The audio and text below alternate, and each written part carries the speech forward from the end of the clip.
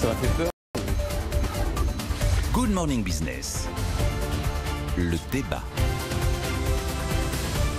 Ah oui, c'est le match Dose Daniel et le match Vestager Jeff Bezos, formidable. On va suivre ça pendant des semaines, pendant des mois. C'est ça, hein, ça va durer des semaines et des mois.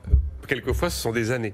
Alors, bon, il y a une nouveauté, une pierre de plus dans ce match. Toujours d'ailleurs sur le terrain de la concurrence. Hein. On n'est jamais sur le terrain de la fiscalité, payez ou payez pas ses impôts. Ouais. C'est bien sur le terrain de la concurrence. Avec des accusations graves de l'Europe. Hein. Oui, et alors... Il dit, en gros, juste, ils disent que Amazon pique les datas, les données des vendeurs qui sont sur sa marketplace pour vendre ses propres produits. Il faut bien regarder le sujet. Il ne faut pas être sur Amazon, l'Europe contre Amazon. Parce qu'on a tendance généralement à faire un peu un amalgame. C'est Arrow sur Amazon. Il y a un peu de facilité dans l'observation de ce phénomène. Là, on est sur une enquête qui a été ouverte en juillet 2019 et qui arrive à la conclusion préliminaire qu'effectivement, Amazon, vous êtes un e-commerçant français, une PME française, vous vendez sur Amazon, je sais pas, vous vendez des chemises par exemple. Sauf qu'Amazon vend ses propres chemises.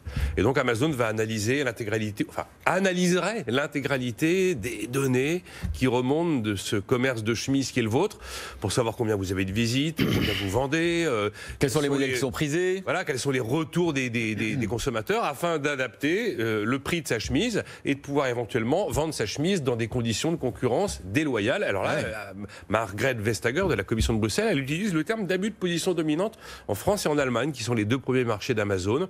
Bon, alors Amazon, bien sûr, a réagi et conteste totalement ce qui est dit. Il y a une autre enquête qui a été ouverte. Celle-là ne fait que démarrer. Amazon serait soupçonné d'avoir un traitement préférentiel. Par exemple, si vous vendez vos chemises sur Amazon, vous êtes un e-commerçant, mais qu'en plus vous utilisez le service de livraison d'Amazon, vous seriez mieux traité que celui qui n'utiliserait pas le service de livraison d'Amazon.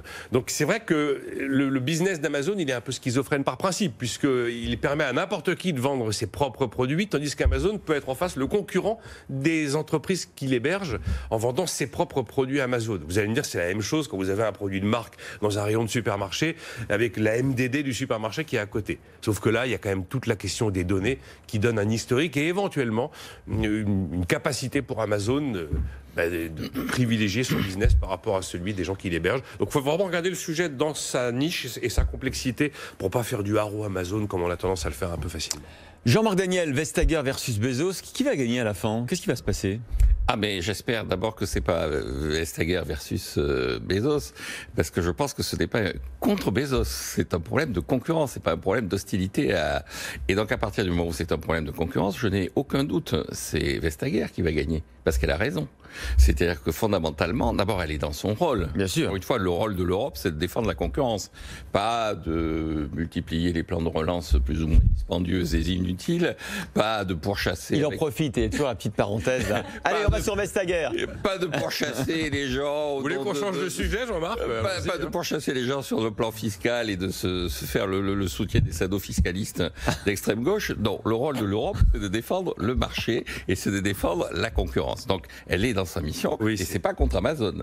Et donc, c'est d'autant plus important que Nicolas l'a dit, elle a utilisé le mot abus de position dominante et c'est le bon terme. C'est-à-dire la référence, c'est de abus de position dominante. Une position dominante en soi n'est pas dramatique sur le plan de la concurrence si le marché est dit contestable. C'est-à-dire si en position dominante, la personne qui bénéficie de cette position dominante est quand même obligée, pour des raisons d'environnement général, de son marché, est obligée de pratiquer le prix qui serait celui de la concurrence.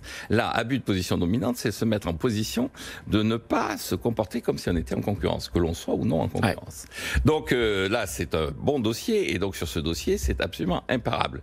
Ce qui est intéressant dans cette affaire, et je rebondis sur ce qu'a dit Nicolas, c'est que Amazon, c'est un peu comme les grandes marques de distribution. À la fois, ils distribuent leurs propres produits et ils distribuent les produits des autres.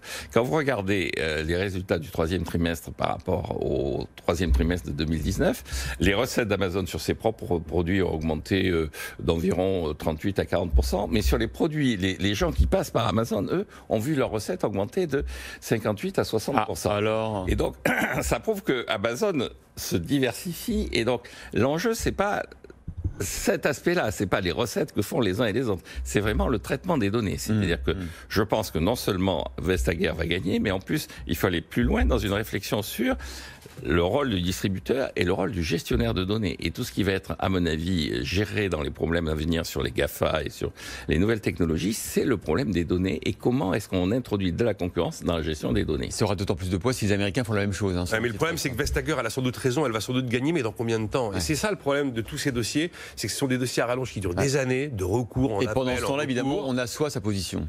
Et donc on n'a pas encore cette injonction qui imposerait au moins de faire cesser la pratique dans un délai très très court. Ça, malheureusement, c'est juridiquement pas encore en place.